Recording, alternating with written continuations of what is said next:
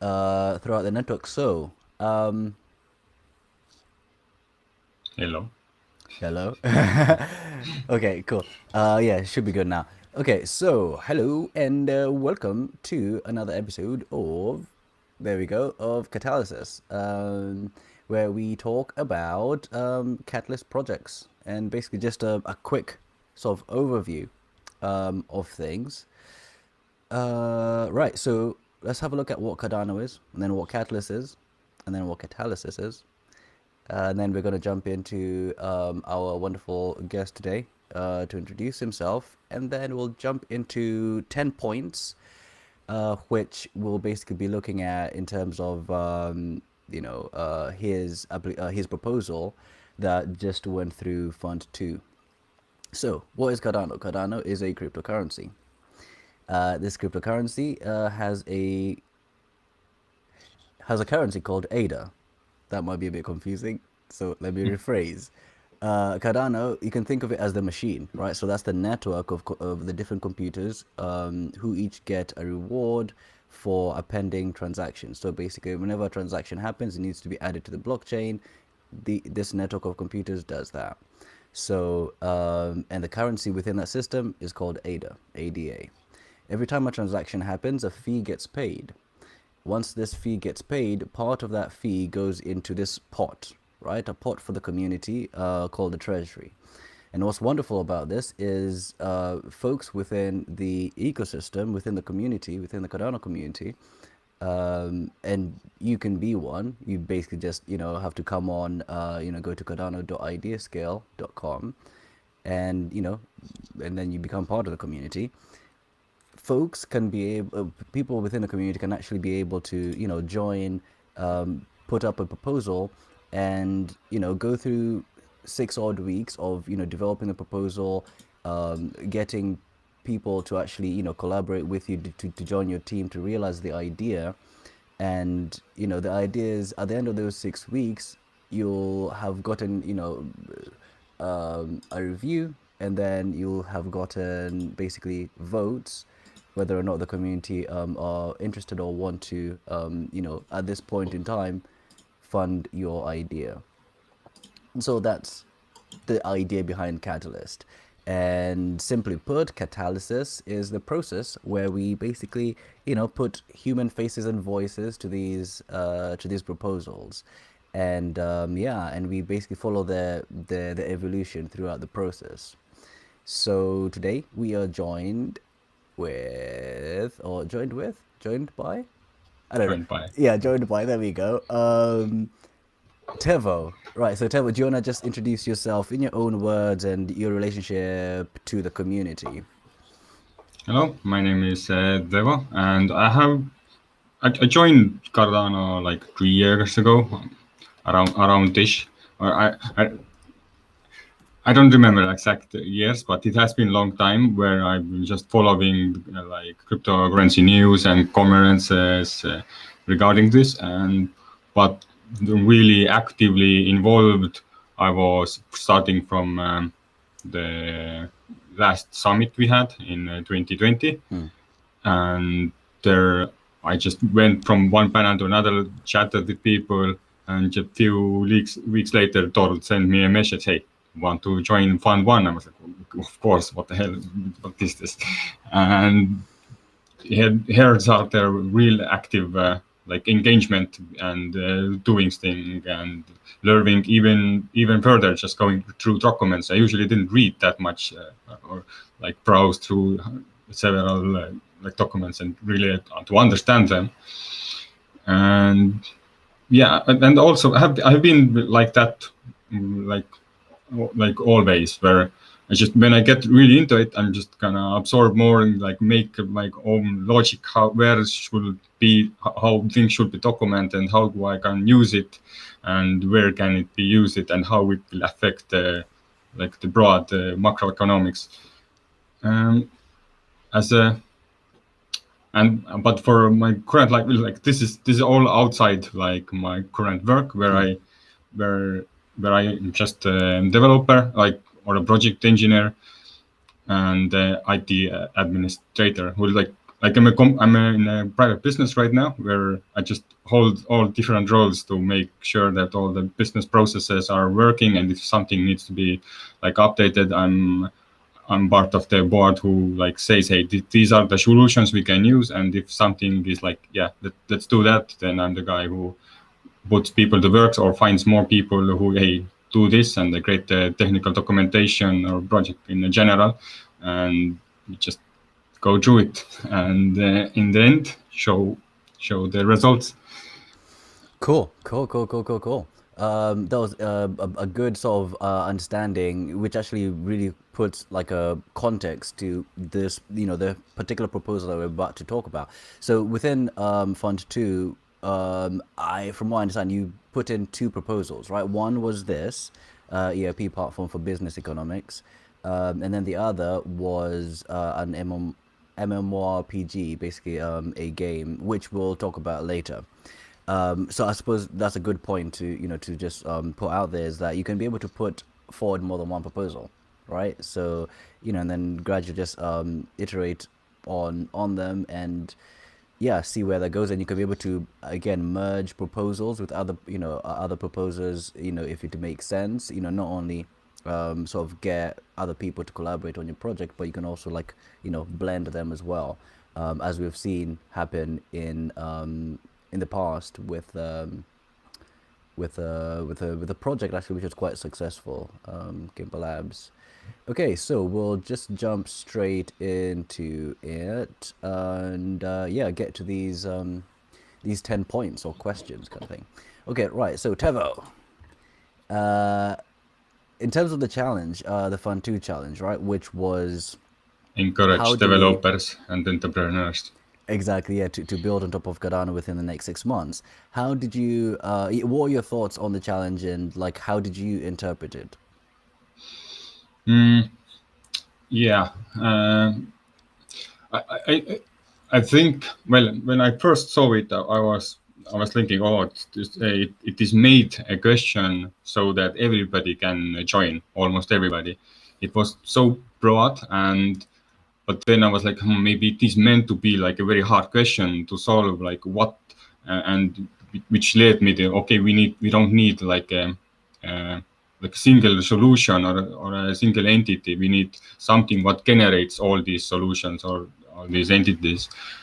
And yeah, then it like kind of got me thinking, okay, what could I do, or what could be so broad that would encourage both developers and entrepreneurs, and which made it okay. Building business is something where you need both of them, and now we need like a machine how to build business. And then this got me into the centralized world where we have like ERP systems, which are enterprise resource planning systems. So basically any time labor or product movement or like any tool you use in a business. And tools can be that you track your customers, you track their orders, you track your like stocks, you track your like work hours, you track your project time, etc. Like there's like any tool is pretty much a source planning tool. And I was, and then it looked okay. One of the biggest things what we have in centralized economics are the like big SAP and what Microsoft uses. I don't know what they use, but the Oracle's like there are big companies what are like giving out licenses for 1,000 to 10,000 euros per month to just do all that work. And to me, I felt like, okay, that it is something so big, which would I just would try to start from somewhere. And here came like the first of the ideas, which in my mind, I thought it will be the solution for this challenge, or like the correct way to go at it. Cool. So, okay, that was a good sort of like good foundation, which actually leads us on to the next point. So ideation, how did you then like go from thinking about this idea from okay, the SAPs of this world, and yeah, thinking, okay, businesses need like this underlying logic. uh yeah, I suppose, how do you then translate it into the sort of decentralized world from the centralized environment? Uh, so the ideas I had in my mind like previously, because I have been working in a factory too, where I was part of the developer team, like we had to tool together, and then we just designed like tools for the production floor and for sales, and then uh, and so I kind of got an experience from there how like different sectors work with each other, and but and I had to also think like as a bigger picture, like how they are connected. So there was like just a personal experience, so how to even start the ideation, and and then again in my current work, I just happened to have to changing this system from scratch to something new, and I was like, oh my god, maybe I could like use uh, uh, like to put two things together, like a decentralized some kind of same tooling which just does it all there, and but just the database of or the work is done on the Cardano. And yeah, I just thought these two things are so cool idea just to even try or think about, and there was started the process of thinking of how do we even like building it. And I don't know, well, what was the last question where like Okay. So basically, I mean, you have actually been answering the question, so you shouldn't be no, worried in that regard. So I suppose to ask more specifically, in terms of you ideating and sort of developing the idea, because it's quite a big and broad idea, right? And I think one of the things that became quite evident to a lot of us, throughout this whole process, was with the amount of money that's available, 250 grand is not a lot, to be able to basically go out, to go to every project. What became evident was the need to perhaps scale, big ideas down to like a kind of, proof of concept level. Like, okay, what's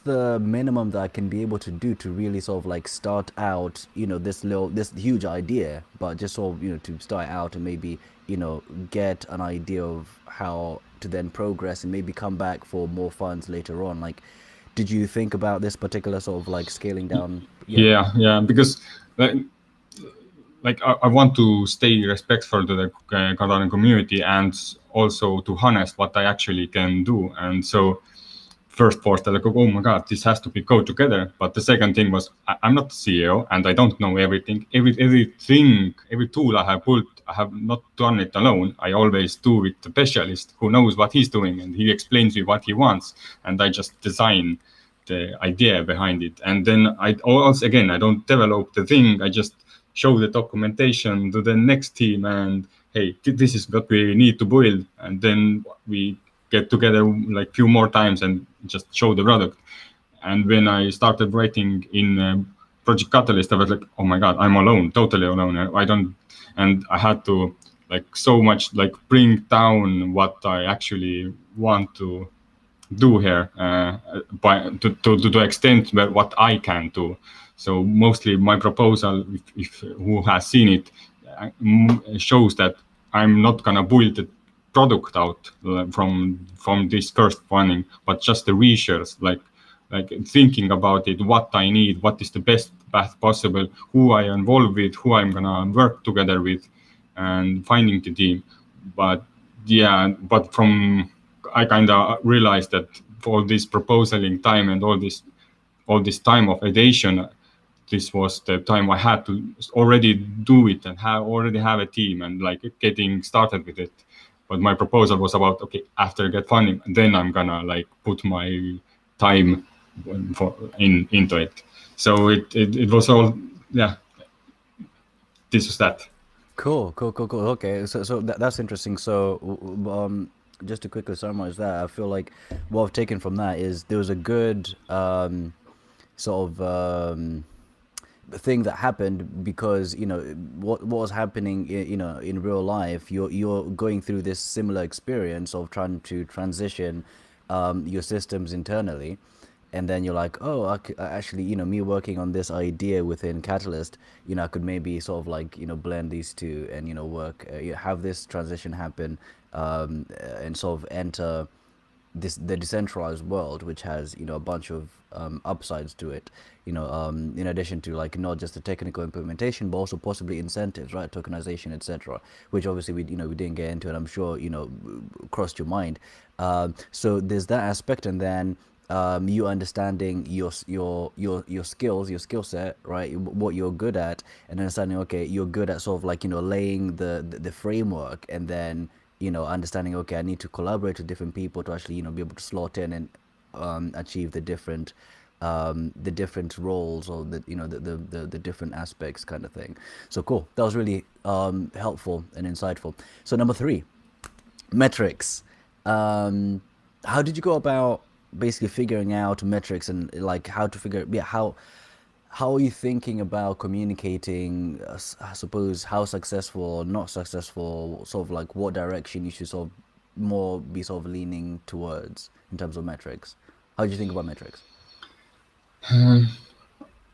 Well, honestly, I think it was kind of easy one because in my well the the process I made this actually the idea didn't just come out from like, oh, I'm gonna make this proposal. It started from making a guide how to make proposal, and then I wanted to have an example, and then I was like, okay, I'm gonna use this ERP idea as an example, and from there I had like a huge list of like, I made like a 4-page thing where I had so many statements I wrote. Okay, I'm gonna have this, I'm gonna have this, I'm gonna have this. This is my goal. This is my goal, and all these like I went through every single sentence I said. I was like, okay, if then how do I measure it? Like, okay, you say we're gonna have explosive. Like, if two companies are gonna use this, then we're gonna have like this kind of situation.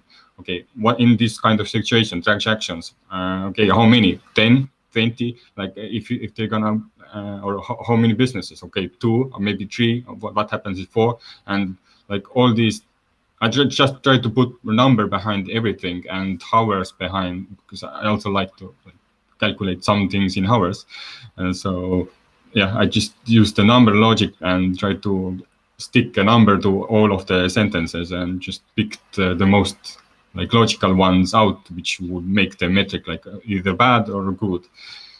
Oh, okay. That's an interesting answer. Cool. Cool.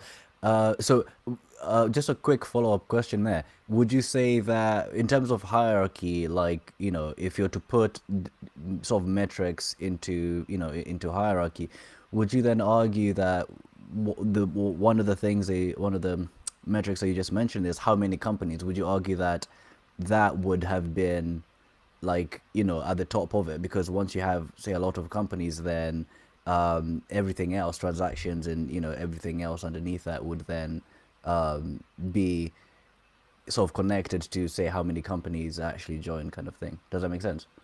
Yeah, it would have been like you said, if you have like 2 companies, then maybe the transactions double. When you have 3 companies, maybe the transaction triple or 4, like get like linearly going. But yeah, I didn't really like kind of combine them. I just was like, because the first numbers are like most important. I'm gonna have 1 partner and 1 developer and 1 designer, and next is a 2. 2 is very good, but if I get 1, it's very good. If I get 0, it's very bad. So I didn't scale it out that far, like you mentioned, and Yeah. so I didn't kind of even like combine them and tell them, okay, if we get this, then these are all irrelevant. To me, all the KPIs were relevant and in their own sense. But yeah, with KPIs, it's always about adapting with the current situation, because maybe I even did some unrealistic ideas. I had like, I'm gonna have, yeah, whatever budget spent less than this. Yeah. Cool. Just, you mentioned KPIs. Do you want to just quickly explain what that is? Because some people might be coming into this conversation, like, what the hell does it mean KPI? Uh, Is it key Quick. performance indicators? Oh yes, thank you. Yeah, yeah. Yes. And it's the thing that companies, I think, like Google, etc. So there's KPI, and then there's um, OKRs, which is what is it, objective key something something. I need to look it up. But okay, cool. Let's move on. So number 4, budget. How do you arrive at setting out your budget? Again, some of it came from personal experience because I've been using, like, working as a freelancer when I started out with the first coding things. And that story will be relived in a V-World session. Okay, Uh, cool. but yeah, those times I freelance, and there I learned how to measure my own time, and how, like, if I get more hours or more requests than I can do in this hour, I guess it's time to increase my payment.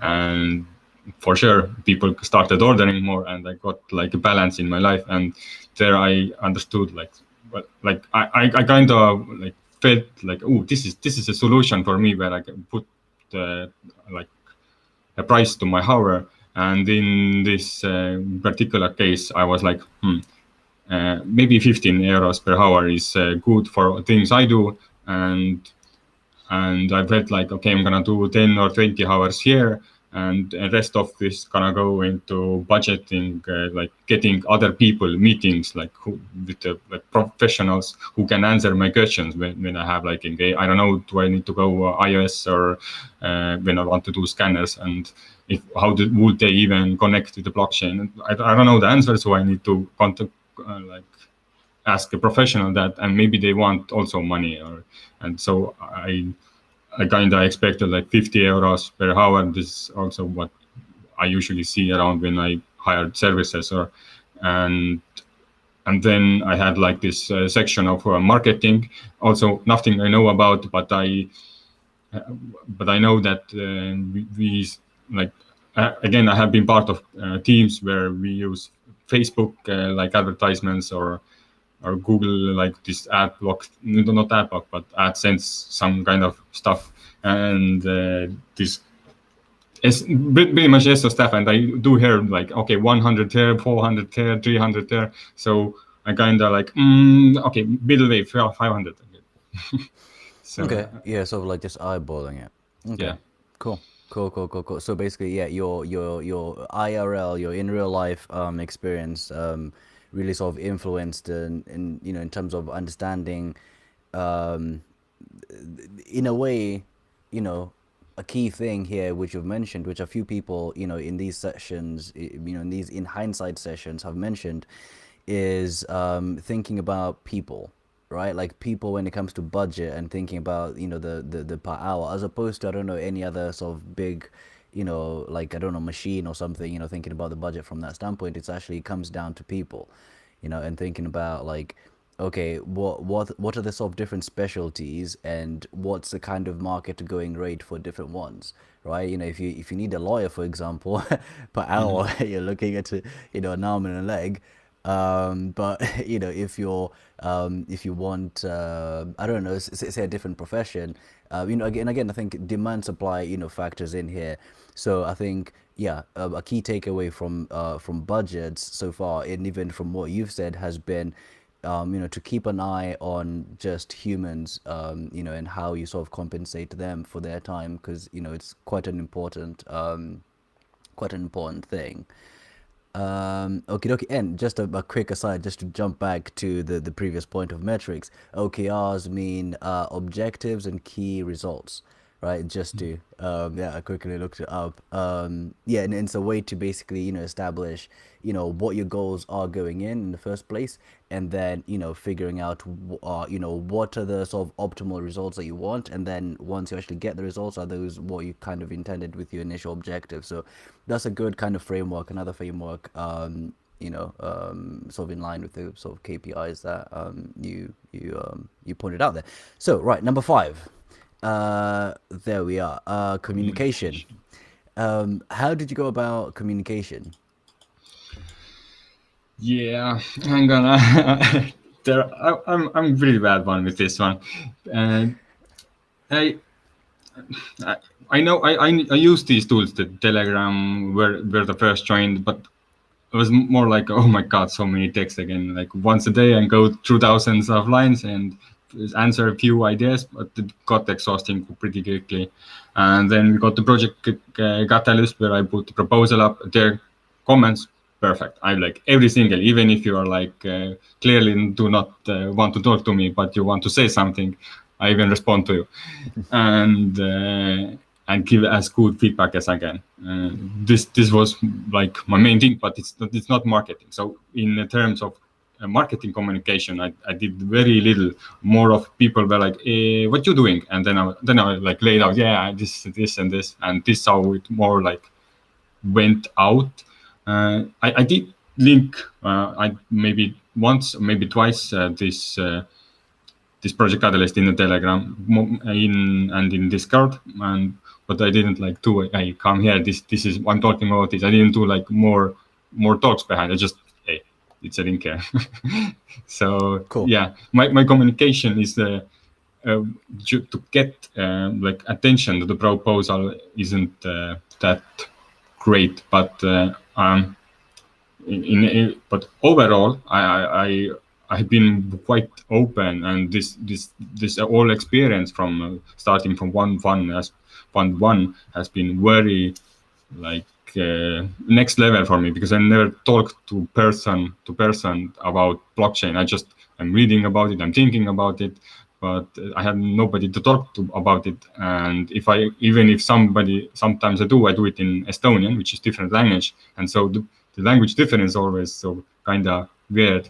And but from, I don't know, the book clubs and just the conversation we had in a different podcast, or just just having conversation is this kind of communication like crazily changed. And I'm just getting into the like people are sharing more about what I do, because I just don't I don't know. I guess it's just me that I don't want to put so much things. Oh, hey, I'm doing this and this and this.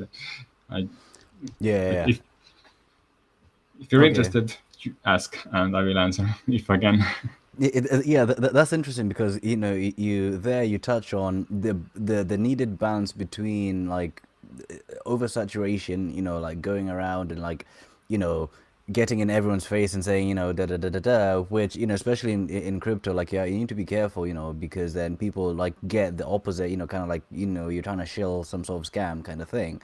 So I think it's a balance between like if a project is really good, like gradually it will, I feel, it will gain momentum, and people will trust it, and we won't need to be sort of maximalist, and sort of try to get in everyone's face. But yeah, but I think what you mentioned there is a good approach where you just kind of take take a laid back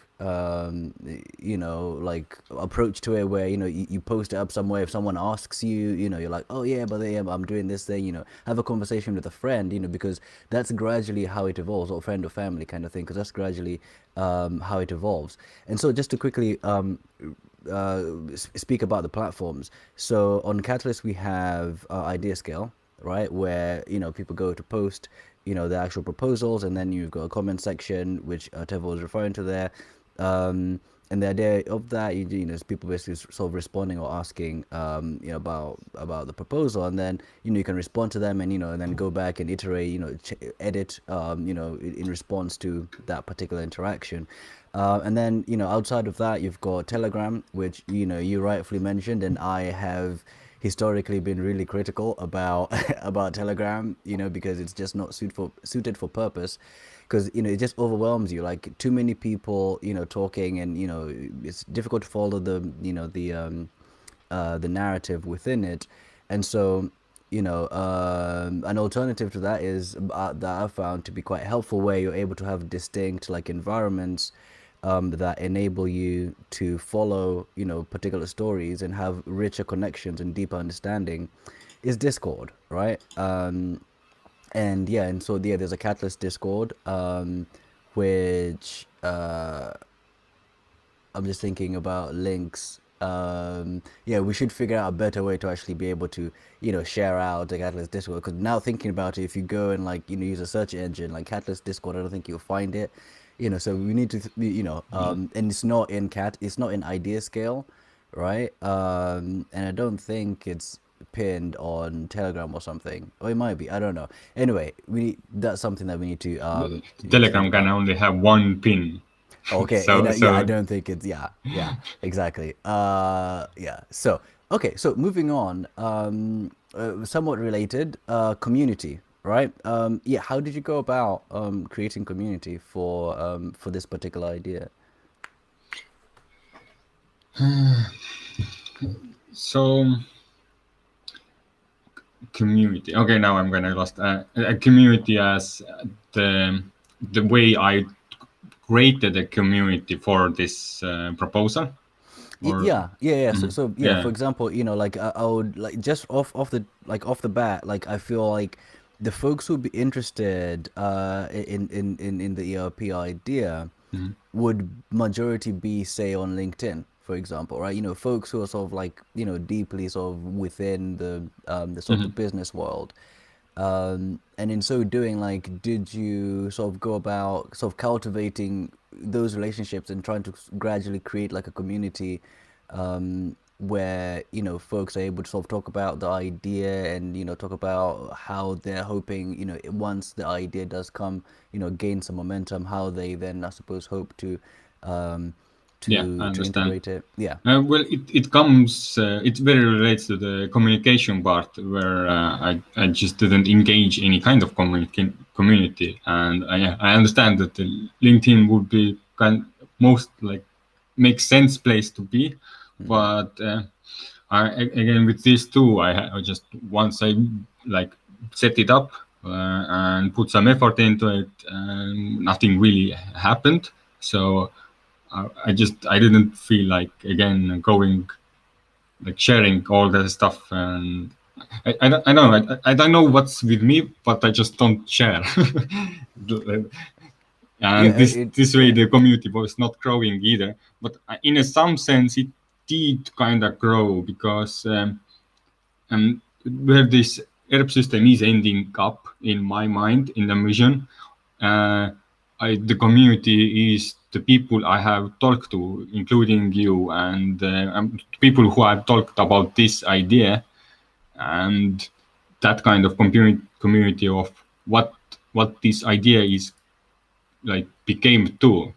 Because when I look into future, my like prospects or the vision of what the system is ought to be has changed dramatically, and now I don't think this as a like a external system you put on a like as a dApp to the blockchain, but instead, in a decentralized environment, I kind of feel like the ERP system is the blockchain itself, and all the businesses on top of that are the uh, are like parts of parts of it, and the yeah. So they don't need like another source where to connect to get access to each other, but the access is in the blockchain itself because all the data is one place, and you just have to ask it from a correct. Uh, and in my mind now, this proposal has like kind of changed it into the standard where you just you yeah, you're me or as another CEO who explains what he's doing. They all just think like the same way that all the products we make should have a guide in them, or and like an API or some kind of documentation, and it should be, if it's done, if you all do it like similar way, then it's much easier to like take like put together different dApps, and you just okay, this dApp, this dApp, this dApp. If they have like similar documentation, you're much easier to integrate them. And once you do like one integration, then another person or the third one or whoever comes after doesn't have to like do it again, and he can just load it over and maybe change some stuff. This is now a team like his own team. Now the fifth or like later on another one comes in. Now he has two teams and maybe some more connections with other platforms, and it just grows itself. And the platform, like the Cardano ecosystem, is the ERP system, and in a central world, this is finance, like this finance operation system, the ERP kind of thing, and so it's yeah. So there, and I got there with the community, kind of. I just had to talk through people to understand what I'm doing is a bit different than I'm saying it is. Yeah, okay, that's okay. Yeah, that was an interesting way to actually answer that question. Yeah, cool.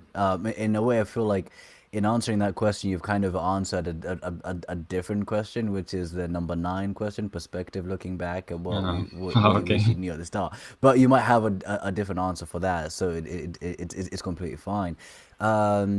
Yeah, so in a way, what I get from what you just said is, like in the beginning you had this idea where you're thinking somewhat still centralized, right? Like it needs to be this dApp and then people connect to that dApp, but now it's like just connect directly to the blockchain.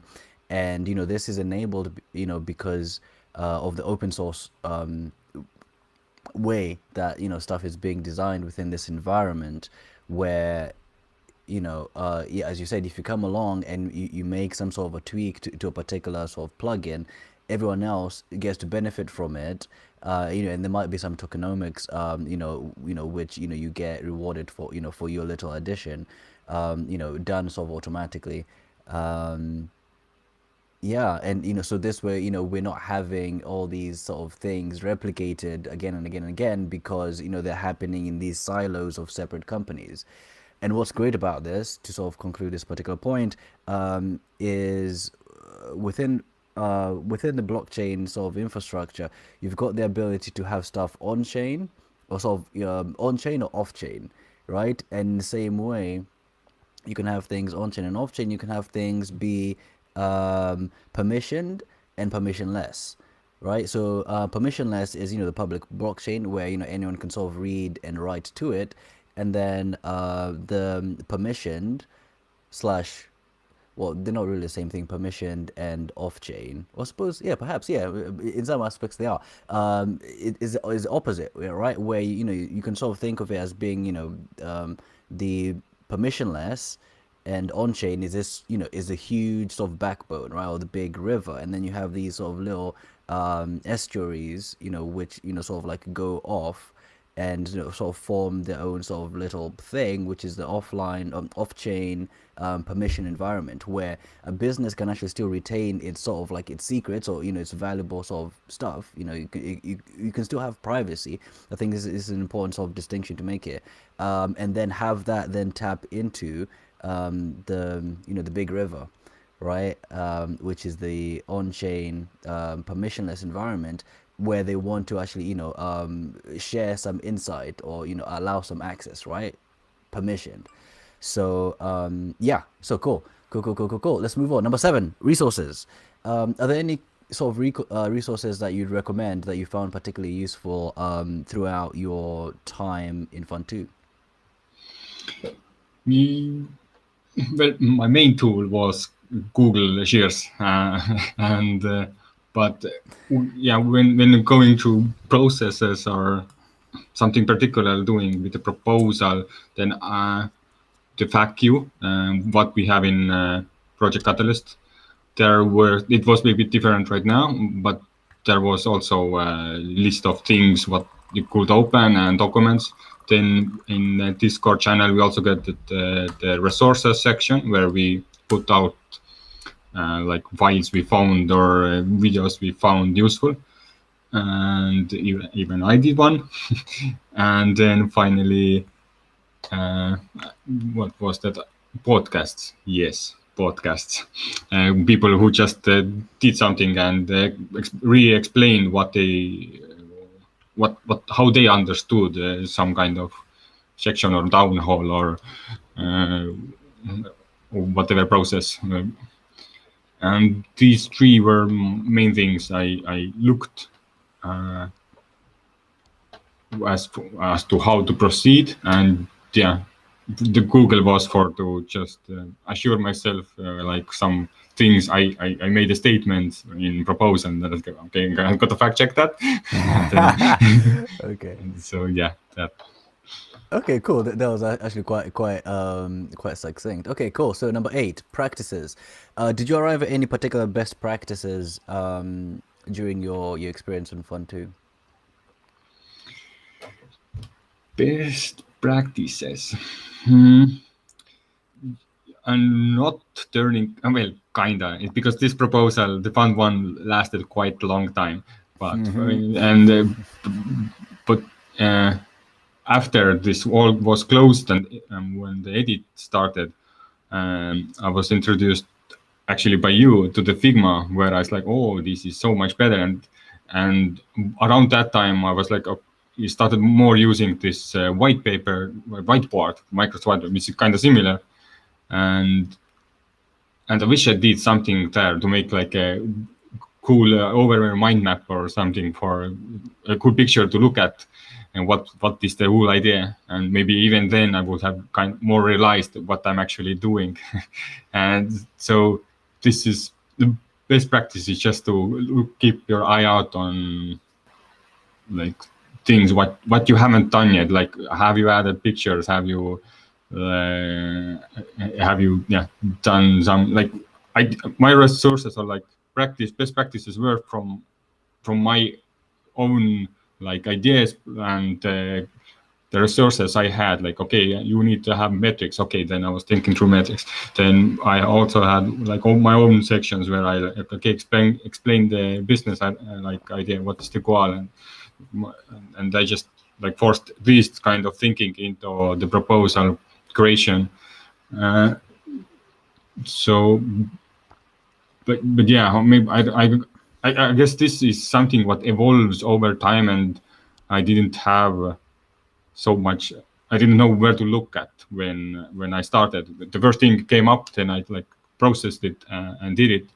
But for the newcomers, I think the resource section, even in the Discord channel, is getting wider, and where you can like, okay, now I'm in this step. What can I look into it? Cool. So in a way, at least what I understand from that is, just be on the lookout for new tools, right? You mentioned Figma there, and I suppose visualize things, which I feel like you're arriving at, because you said add pictures and mind map, right? Because once you visualize things, idea scale is really quite text heavy, right? But one of the reasons why I think it's important to have things like catalysis is because people actually get to see stuff, right? People get to hear, like, it's a different dimension, different medium, and people, one which I think people get to understand a lot better and a lot deeper. What, are you gonna add something? Yeah, and when I meant like look out for tooling, I didn't mean like, oh, new flashy things, but just like different things. Like the Figma is and whiteboard are like presentations of like mind map, where you can easily put things out. So and if you have like, and then look at proposal, do you have text, do you have picture, do you have video, do you have like overview, and do you have metrics, do you have tables, and all these like tools we usually have, and in a big, like when we make a project, then and we showcase. Do you have all of these things? Maybe this is like the best practice, to have all of these things. And do you even need all of these things? Is not is maybe not, but just ask. If you do, if like, yeah, whatever idea you have, maybe you just want to do a storefront, some kind of like design which is connected to blockchain. Maybe you definitely need the picture, but you don't need maybe a table there. Maybe you do. Like, just think about it. How would you do it? And then after you have written it down or thought about it, then say, yeah, it's not cool. Okay, Or cool. Yeah, that's actually really good advice, which is, have like a checklist yeah, of all these different things, but don't just blindly do every single thing. Think about whether your particular proposal needs like these particular things. Cool. That's really good advice there. Okay, so number 9, perspective. Looking back, is there anything that you wish you knew at the start of Fund 2 that, is there anything that you wish you knew at the start of Fund 2? It's quite funny when I like, and when I'm like thinking about it, is there something I changed? And I think no. I think the lessons I learned uh, came on the right time. Like I didn't like set up maybe too much ambition or like a dream and like struggle to get like things done, and then after later, damn, if I only knew this, I would be better. Like no, I just casually, like you said before, like I just went it, did it, and didn't give too much like effort, like let's say, to market it. And I knew lot more of things what I could have done to make it better, and I didn't use this option, and it was my like my decision not to use them. So I didn't really run into things where I felt like I should have where I should have like done something, like where I could have done something better. Because I know, I like what did I say now? Like I knew the things I wanted to, if I wanted to make it better, I knew the options. I just decided not to do them. And now when the time's passed, I also don't feel like I should have done them, or I'm not. I'm like, yeah, this is went how it should have been went, or if it would have been gone like different, maybe if I would have been funded, yeah, great. I would just have doubled down on the things I told I will do, and that's where I stand. Cool. Okay, so number 10, last point. Prospects. What lasting difference do you hope that this particular proposal will have made in a year, 2 or 3 down the line? Yeah, what I visioned with the funding to make like live or not just maybe live, maybe a bit edited, but video materials, how to make all of the documentation, how to like build the project plan out, and then maybe even some of the people who I ask information would have allowed to record their ideas, like or the conversations we had, to show it on abroad, that how is like building from nothing start, and how to like finish the proposal, how to like get to the stage where I answer the questions I did, like I made in the proposal. And this was like my main goal to when I started this material, like thinking like, yeah, how to make this happen, and this is what would have been the outcome. But right now they're still so open, because yeah, okay, this funding round just passed, I didn't get funding, but I left out some like thoughts and guides, and just an idea how to think about making proposals. And maybe just one person from whoever watches this gets like, okay, I could use this information, or like, I didn't think about this. And if it adds something to them, this is great value. And it is gonna be ongoing thing for me. I'm gonna be here for a long time, and whenever I get the idea, or I see another idea, like, oh, this is great idea, I will jump in and I will give my feedback. Maybe we can collaborate to some kind of quick mind mapping, which I'm kind of looking into to do. And yeah, over time, this will compound all the material we're creating. I will get better, and with online speaking, getting my ideas through, or explaining stuff, I will learn more how some things work, and I can pass it on to the new people who do not know yet. And yeah, and basically it's education based, and hopefully in future some tooling we can all use and say, yeah, that's a good one. Awesome, dude. That is actually a really good place to end it. So yeah, thank you for watching this live or the replay wherever you are in the world at whatever time in the future. So yeah, at the moment, yeah, just go to Cardano, www.cardano.ideascale, so ideascale.com. That's where it lives at the moment. In the future, probably won't carry on living there. Project Catalyst, but for the moment, that's where we are at. So yeah, come along, join us, join the community. If you have an idea, yeah, just propose it, and yeah, just engage with the community. And yeah, so is there anything that you want to kind of say in closing, or shall we just end it on that? There's always a good say to say. I don't know. I feel like uh, when you are making a proposal, Yeah. just be yourself and assume you get the money, and then know what actually you're gonna use that money for, and is it, and what you asked, is it enough? If it's not, then either prune your proposal or ask more. You have to be honest here, and because yeah, yeah, think of it as a one shot. Even though you have like chances, you fail, you come back, you fail, you come back. This is how entrepreneurs work. But try to think it's only one chance and do the best you think you should do right now.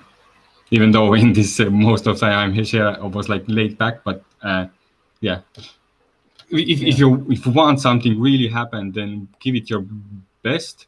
But if you think your idea is gonna carry you, then be honest and respectful for other ideas too. Cool. Tevo, thank you very much for joining us today and basically, giving us your feedback or your sort of in hindsight perspective on, the ERP platform for business economics.